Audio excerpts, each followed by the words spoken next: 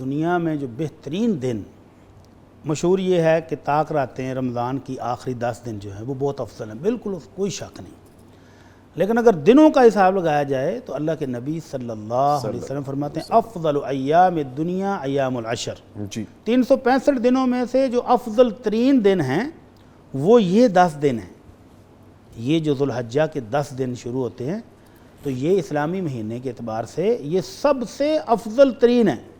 اتنے افضل ہیں کہ صحابہ کرام نے پوچھا اللہ کے رسول کیا دیگر دنوں میں اگر کوئی بندہ جہاد کرنے گیا ہوا ہے، جان کی قربانی کر کے آ گیا ہے، اس کا مال گھوڑا اونٹ وغیرہ وہاں قربان ہو گیا ہے، وہ بھی نہیں؟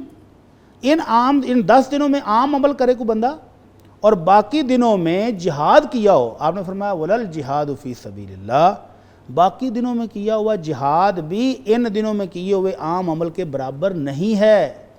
إِلَّا مَنْ خَرَجَ بِنَفْسِهِ وَمَالِهِ فَلَمْ يَرْجِ مِنْ ذَلِكَ بِشَيْءٍ، سوائے اس بندے کے جو اپنا گھوڑا لے کے اللہ کے راہ میں جہاد کرنے گیا ہے، خود بھی شہید ہو گیا ہے، گھوڑا بھی شہید ہو گیا ہے، کچھ بھی واپس نہیں آیا، وہ بندہ تو افضل ہو سکتا ہے، وگرنہ باقی دنوں میں کیا ہوا جہاد اور وہ مجاہدین کا عمل بھی ان 10 دنوں میں کیے ہوئے عام عمل کے برابر نہیں ہے. ماشاءاللہ بٹی صاحب اتنی فضیلت ہے افضل ترین اور اللہ کو محبوب ترین اور پاکیزہ ترین یہ دن ہیں. تو ان کے اندر کرنا کیا ہے؟ اللہ کے نبی صلی اللہ علیہ وسلم فرماتے ہیں فَأَكْثِرُوا فِيهِ التَّحْلِيلَ وَالتَّحْمِيدَ وَالتَّسْبِيحَ، ان دنوں میں کثرت سے سبحان اللہ، الحمدللہ، اللہ اکبر، لا الہ الا اللہ، یہ کلمات زیادہ سے زیادہ پڑھیں. اور پھر اللہ کے رسول صلی اللہ علیہ وسلم کان رسول اللہ صلی اللہ علیہ وسلم یصوم 9 ذی الحجہ، اللہ کے نبی صلی اللہ علیہ وسلم 1 سے لے کر 9 ذی الحجہ تک روزے بھی رکھتے تھے نفلی.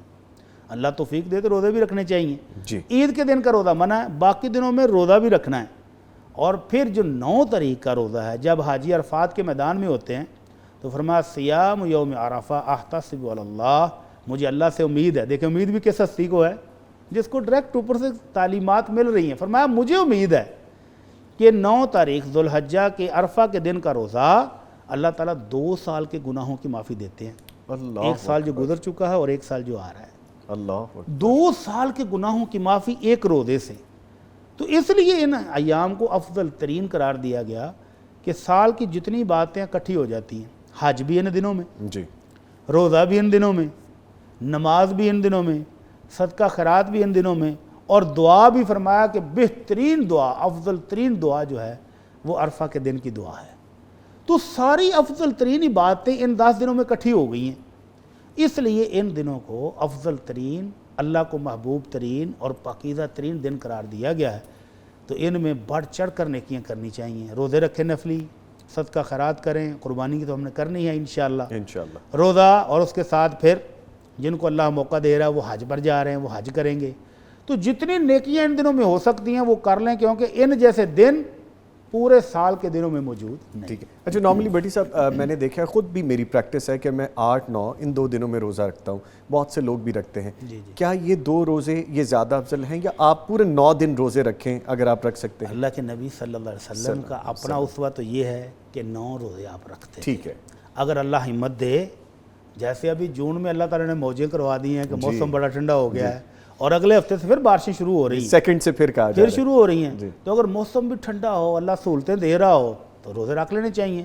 اور اگر سارے نہیں تو 9 کا تو لازمی رکھنا چاہیے. یعنی جسمانی ٹھنڈک کے ساتھ روحانی ٹھنڈک بھی، انعامات اللہ کی رحمت ڈبل ان ون ہو جائے گا.